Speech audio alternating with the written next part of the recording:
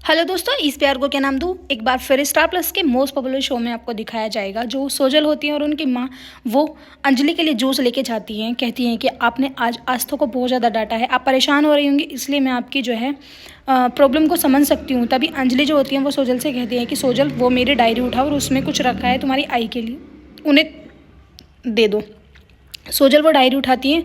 कहती हैं उनकी माँ, क्या रखा है बेटा इसमें, मुझे बताना। वो कहती हैं कि तुम्हारी वापसी की टिकट है। उधर आप देखेंगे श्लोक ऑफिस में होते हैं कि ज्योति और ज्योति के अभय जो होते हैं वो उनके पास पहुंच जाते हैं। अभय माँ कहते हैं कि मैं ऑफिस में तुम्हारे किसी काम से आया था, मैंने सोचा ज्योति को आपसे मिलाते हुए लेके चलूँ क्योंकि आपको ज्योति की बहुत ज़्यादा याद आ रही थी। ज्योति को श्लोक जो होते हैं वो किसी बहाने से बाहर भेज देते हैं। कहते हैं कि जा तो अपना कॉन्टैक्ट साइन कर और मैं तेरे नाम पर ही एक बिजनेस स्टार्ट करने वाला हूँ। फिर उसके बाद श्लोक जो होते हैं वो अभय से कहते हैं कि ये लो चेक। तभी अभय जो होते हैं वो कहते हैं कि ये चेक तो ज्योति के नाम का है। वो कहते हैं कि हाँ, जब तुम्हें ज़रूरत पड़े तो ज्योति से पैसे मांग लेना, इसमें इतनी प्रॉब्लम क्या है। और हाँ, आगे से ध्यान रखना, ज्योति को कभी ऑफिस में मत लेके आना, वो मेरी बहन है, ना कि तुम्हारे पैसे कमाने का कोई जरिया कि तुम उसे उठाओगे और ऑफिस में लेके चले आओगे।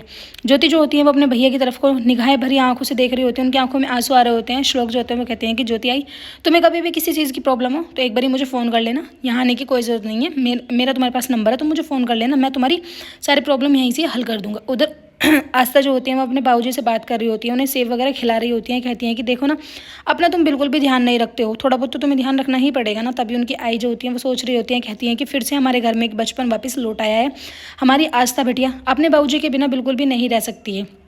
सभी लोग बैठ के बात कर रहे होते हैं कि तभी श्लोक जो होते हैं वो वहाँ पर पहुँच जाते हैं। श्लोक कहते हैं कि आस्था, अगर तुम्हारा मन नहीं है घर पे जाने का तो तुम यहाँ 3-4 दिन, 10-5 दिन, जितना तुम्हारा मन हो रुक सकती हो, मैं वहाँ पे सबको मैनेज कर लूँगा।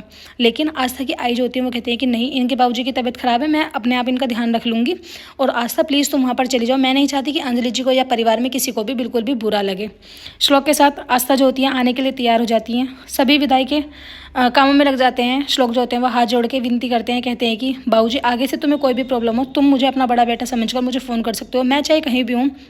उसके बाद ये लोग घूमने का जिक्र करते हैं। आस्था जो होती है वहाँ से चलने के लिए तैयार हो जाती हैं, अपना बैग वगैरह निकालती हैं। तभी उनकी अज्जू जो होते हैं वो कहती हैं कि बेटा अपना ध्यान रखना, मुझे पता नहीं ऐसा क्यों लग रहा है कि तो जैसे मुझसे कुछ छुपा रही है। आस्था जो होती है वो कहती है कि नहीं नहीं, ऐसी कोई बात नहीं है, सिर्फ ये तुम्हारी गलतफहमी है, तुम्हें ऐसा लग रहा होगा।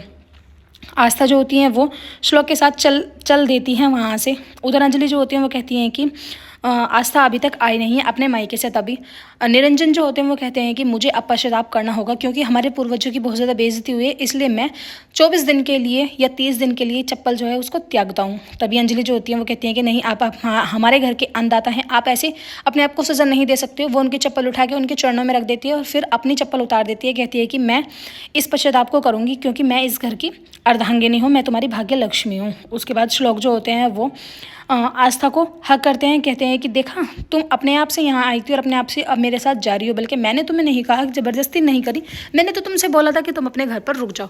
तभी आस्था जो होती है वो कहती है कि मुझे अफसोस होता है कि मैं कैसे इंसान के साथ बंधी हुई हूँ और तुम्हें देख देख कर तो मुझे और ज़्यादा अजीब लगता है। वो रो रही होती हैं, उनकी आंखों में आंसू होते हैं और उन्हें बुरा भला सुना रही होती हैं। तभी श्लोक जो होते हैं वो कहते हैं कि बताओ चलना है या फिर से गाड़ी लेके चला जाऊँ। उसके बाद आस्था जो होती है वो गाड़ी में बैठ जाती हैं।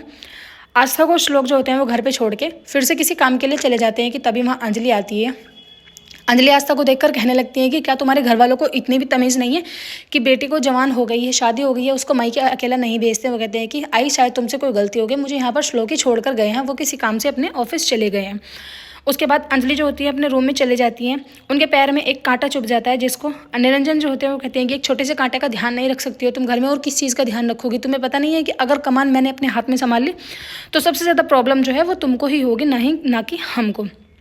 उधर सुजल की माँ जो होती है वो चटपटी बातों का मजा लेने के लिए घर में इधर उधर भटक रही होती हैं। कहती हैं कि अंजलि जी प्लीज़ मुझे माफ़ कर दो, मैं यहाँ कुछ दिन और रुकना चाहती हूँ क्योंकि मैं काव्य के लिए यहाँ पर रुकी हुई हूँ। खैर, आस्था को देखकर सभी लोग जो होते हैं वो एक जगह इकट्ठे हो जाते हैं। तभी उनसे अंजलि जो होती है वो कहती हैं कि तुमने मतलब गलती तो कर दी है, तुम्हें बार बार अपने घर वालों की याद आ जाती है, इसलिए अब तुम्हारी यही सजा है कि या तो तुम्हें 2 काम में से एक काम करना होगा, या तो तुम्हें बड़ों का मान सम्मान रखने के लिए एक निर्जला व्रत रखना होगा कल का। अदरवाइज तुम अगर इस व्रत को नहीं रख सकते हो तो अपने घर अपनी आई के हाथ से ही खाना खा लेना, अब यहाँ से तुम चली जाओ। तुम्हारे पास 2 ऑप्शन है। आस्था जो होती है वो निर्जला व्रत करने के लिए तैयार हो जाती है। वो कहती हैं कि ये बड़ों के सम्मान के लिए है, मैं बस इसीलिए रख रही हूँ, ना कि किसी परंपरा को ठेस पहुंचाने के लिए। एपिसोड की एंडिंग तो ऐसी होगी फ्रेंड्स, आने वाले एपिसोड्स में आपको दिखाया जाएगा। अंजलि जो होती है इतना अत्याचार करती हैं वो आस्था पर की आस्था को निर्जला व्रत में चक्कर आने लगते हैं, बल्कि वो उनका हाथ पकड़ के कहती हैं कि इतना ड्रामा दिखाने की कोई ज़रूरत नहीं है, सिर्फ एक ही दिन भूखी रही हो, 10-20 दिन भूखी नहीं रही हो। वीडियो अच्छी लगा लाइक करें, चैनल को सब्सक्राइब जरूर